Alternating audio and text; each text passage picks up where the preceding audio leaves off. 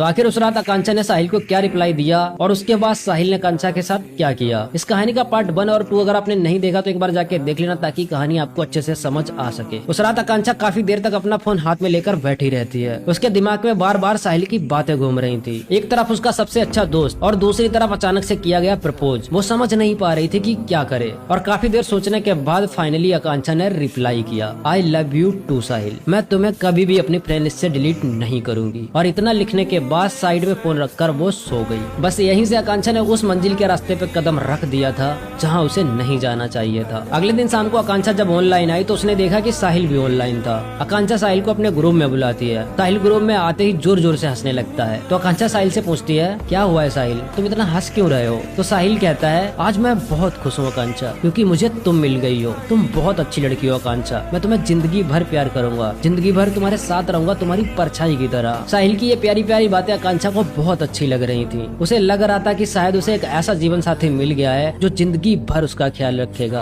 पर शायद उसे नहीं पता था साहिल की उन मीठी मीठी बातों के पीछे एक ऐसा शैतान छिपा बैठा है जो मौका पाते ही उसे नोच खाएगा। उस दिन दोनों ने एक दूसरे के साथ नंबर एक्सचेंज कर लिया और देर रात तक कॉल पर बातें करने लगे। धीरे धीरे कुछ दिनों में उन दोनों ने गेम को खेलना बहुत कम कर दिया था। बस कॉल पर हमेशा बातें करते रहते थे। आकांक्षा साहिल के प्यार में पूरी तरह पागल हो चुकी थी। वो साहिल पर आंख बंद करके भरोसा करती थी। अब साहिल का कुछ दिन बाद बर्थडे आने वाला था तो साहिल आकांक्षा से एक दिन बोलता है, आकांक्षा तुम मेरे बर्थडे वाले दिन मुझसे मिलने आओगी, क्योंकि मैं चाहता हूँ केक काटकर सबसे पहले तुम्हें खिलाऊं। साहिल की ये बात सुनकर आकांक्षा काफी देर तक सोचती रहती है और फिर फाइनली हाँ बोल देती है। और यही उसकी सबसे बड़ी गलती थी। साहिल के बर्थडे वाले दिन आकांक्षा अपने मम्मी पापा से झूठ बोलकर साहिल से मिलने उसके शहर के लिए चल देती है। पूरे रास्ते साहिल उसके फोन पर था, उससे प्यारी प्यारी बातें कर रहा था। आकांक्षा को लग रहा था वो किसी सपने जैसी लव स्टोरी वाली लाइफ जी रही है। लगभग 80 किलोमीटर का सफर करने के बाद आकांक्षा साहिल के शहर पहुंच गई थी और साहिल भी उसे बस स्टॉप पर अपनी बाइक से पिकअप करने आ गया था। आज पहली बार आकांक्षा ने साहिल को सामने से देखा था।